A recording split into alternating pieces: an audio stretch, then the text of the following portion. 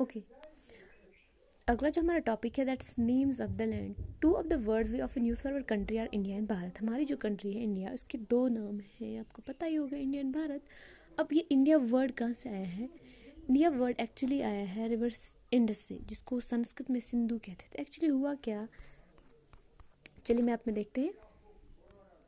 ये हमारे इंडिया का मैप है। एक्चुअली इंडिया का जो नाम इंडिया है ये हमने नहीं दिया, ये फॉरेनर्स ने दिया। ईरान से लोग इंडिया आते थे, या ग्रीस से जो लोग, इनको ग्रीक्स कहते थे, वो इंडिया आते थे। जब ये लोग इंडिया आते थे तो सामने इनको ये रिवर इंडस क्रॉस करना होता था। ओके, इस इंडस रिवर के बारे में उनको पता था, सामने एक रिवर है, इंडस क्रॉस करना है। इस इंडस रिवर को वो हिंदूस या इंडस कहते थे, और इन लोगों का मानना था कि इंडस रिवर को क्रॉस करने के बाद आगे जो लैंड आती है, इस लैंड को उन्होंने नाम इंडिया दिया था। एक्चुअली जो ये ईरानियंस थे या ग्रीक्स थे जो यहाँ इंडिया आते थे from the north west side about 2500 years ago, ये इस इंडस रिवर के बारे में जानते थे, और ये इसको हिंदुस या इंदुस नाम से जानते थे। और इनका मानना था the land to the east of the river was called India. इन्होंने ही जो land east side of India में आता है उसको, इसी को इन्होंने इंडिया नाम दिया था। The name Bharata was used for a group of people who lived in the north west and who are mentioned in Rigveda. अब भारता नेम हमारी इंडिया को कैसे पड़ा भारत? एक्चुअली जो लोग नॉर्थ वेस्ट साइड से रहते थे, अ ग्रुप ऑफ पीपल, उनको इन्होंने नाम दिया था, उन लोगों को भारता कहते थे। और इनका जिक्र जो है वो ऋग्वेदा में है। ऋग्वेदा क्या है? It's the earliest composition in Sanskrit, जो आज से तकरीबन 3500 ईयर्स अगो लिखी गई थी। और फिर इसी भारता नाम पे फिर हमारी कंट्री को, लेटर हमारी कंट्री को इसी पे भारत नाम पड़ा। The finding out about the past. There are several ways of finding out about the past. One is to search for and read books that were written long ago. These are called manuscripts. अब हमें past के बारे में कैसे पता चलेगा? एक ये रास्ता है हमारे पास कि हम उन बुक्स को रीड कर सकें, उनको ढूंढ सकें और रीड करें जिनके बारे में, जिनमें हमारे पास्ट के बारे में लिखा गया है। और ऐसे जो भी राइटिंग्स होती हैं, बुक्स होती हैं, उनको मैन्यूस्क्रिप्ट्स कहते हैं। जैसे कि मैन्यूस्क्रिप्ट्स का पहले मीनिंग क्या होती है? जो मेन्यू है, मेन्यू एक लैटिन वर्ड है जिसका मतलब है हैंड, एंड स्क्रिप्ट्स हुई राइटिंग। सो मैन्यूस्क्रिप्ट जो हाथ से लिखा गया हो। These were usually written on palm leaf और on the specially prepared bark of a tree known as birch which grows in the Himalayas. अब ये राइटिंग्स उस ज़माने में ना पेपर था, ना पेन था, ना प्रिंटर था, ना बाकी ऐसा जो आज हमारे पास है। तो तब लोग क्या करते थे, ये कैसे अपना ये रिकॉर्ड रखते थे, जो हमारे पास आज हमें पता चलता है कि पुराने ज़माने के लोग कैसे क्या थे, ये हमें पता चलता है इन बुक्स, इन राइटिंग से। लेकिन ये राइटिंग्स जो हैं, इनको किस पे लिखा जाता था? मैन्यूस्क्रिप्ट जो थे, जो हाथ से लिखे जाते थे, इनको किस पे लिखा जाता था? इनको पाम लीव, जो पाम होता है, पाम ट्री, उसके लीव्स को कलेक्ट करते थे, फिर उन्हीं पे ये लिखते थे। या बिर्च ट्री जो है हिमालयाज में ग्रो करता है, ज़्यादातर हाई अल्टीट्यूड में ये ट्री ग्रो करता है। इस ट्री का जो बार्क होता है उसी को ये कुछ प्रिपेयर करके उसी पे लिखा करते थे।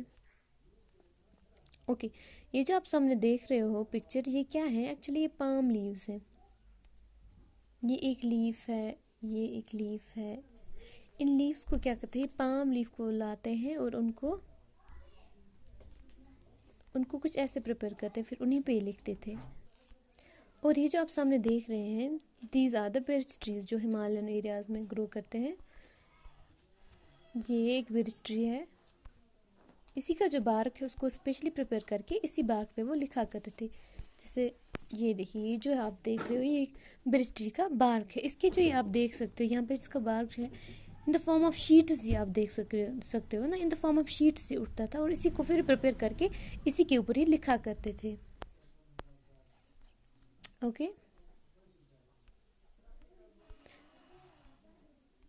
तो स्टूडेंट्स, ये जो आप पिक्चर यहाँ पे देख रहे हैं एक्चुअली क्या है? ये एक पाम लीफ है। इस पे जो ये राइटिंग है ये आज से तकरीबन 1000 साल पहले की राइटिंग है, जो इस पाम लीफ के ऊपर लिखी गई है, और इसी को हम मैन्यूस्क्रिप्ट कहते हैं।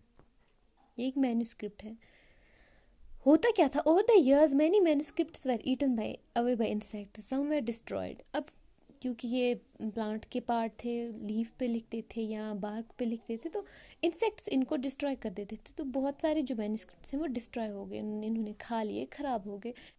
अब कुछ जो मैन्यूस्क्रिप्ट्स हैं वो हमारे पास अभी भी प्रिजर्व हैं। कैसे प्रिजर्व हैं? क्योंकि उनको इन्होंने प्रिजर्व किया था टेम्पल्स में या मोनास्ट्रीज़ में। अब टेम्पल्स क्या होते हैं वो तो आपको पता है, मोनास्ट्रीज़ क्या हैं। जैसे हिंदूज़ का टेम्पल होता है, मुस्लिम्स का जो है मस्जिद होती है, ऐसे ही जो बुद्धिस्ट हैं उनकी मोनास्ट्रीज़ होती है।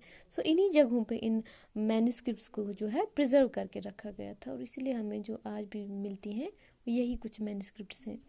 These books dealt with all kinds of subject. अब इनमें होता क्या था इन मैन्यूस्क्रिप्ट्स में? इनमें हर एक चीज़ के बारे में लिखा गया होता था, हर टाइप के सब्जेक्ट के बारे में, जैसे रिलीजियस बिलीव्स या प्रैक्टिस के बारे में कुछ मैन्यूस्क्रिप्ट्स जो थे वो उनसे डील करते थे, या लाइव्स ऑफ किंग्स, कुछ में किंग्स के बारे में लिखा होता था, या मेडिसिन के बारे में, कौन सी जो दवा है वो किस बीमारी को लगती है, या साइंस के बारे में। Besides there were epics, poems, plays. उसके अलावा इन्हीं मैन्यूस्क्रिप्ट्स, ये जो बुक्स थी हैंड रिटन, इन्हीं पे एपिक्स स्टोरीज़ के बारे में, पोइम्स के बारे में, प्लेज के बारे में लिखा होता था। Many of these were written in Sanskrit, others were in Prakrit language and Tamil. अब ये लैंग्वेज क्या होती थी जिसमें ये मैन्यूस्क्रिप्ट्स कौन सी लैंग्वेज में लिखी जाती थी? ये जो मैन्यूस्क्रिप्ट्स हमें मिली हैं ये है संस्कृत में, प्राकृत में, तमिल में। सो इससे हमें ये एक आइडिया मिलता है कि उस टाइम जो थी ये लैंग्वेजेस बोला, उस टाइम ये लैंग्वेज शायद वो बोला करते थे, तो इसीलिए जो मैन्यूस्क्रिप्ट्स हमें इन्हीं लैंग्वेज में मिले। We can also study inscription. These are writings under relatively hard surface such as stone और मेटल। अब इंस्क्रिप्शन क्या है? अभी तक हमने मैन्यूस्क्रिप्ट्स के बारे में बात की, अब इंस्क्रिप्शन क्या थी उसके अलावा जो पुराने ज़माने के लोग जो थे ये क्या करते थे, इनके कोई हार्ड सरफेस लाते थे जैसे कि स्टोन की या मेटल की, उसी के ऊपर ये खुरेद कर कुछ लिखा करते थे जिसको हम इंस्क्रिप्शन कहते हैं। जैसे कि अगर किसी बादशाह को अपने जो पीपल हैं उनको कोई मैसेज देना होता था, कोई ऑर्डर देना होता, तो वो क्या करता था, वो ऐसे ही कोई स्टोन लाते थे या कोई मेटल की सरफेस, फिर उस पर वो ऑर्डर लिखा जाता था। कैसे लिखा जाता था? खुरेद कर, और इसी को हम इंस्क्रिप्शन कहते थे। इस टाइप की राइटिंग को इंस्क्रिप्शन कहते हैं। There are some other kinds of inscription as well where men and women including kings and queens recorded what they did, अपने लोगों को मैसेज देता था।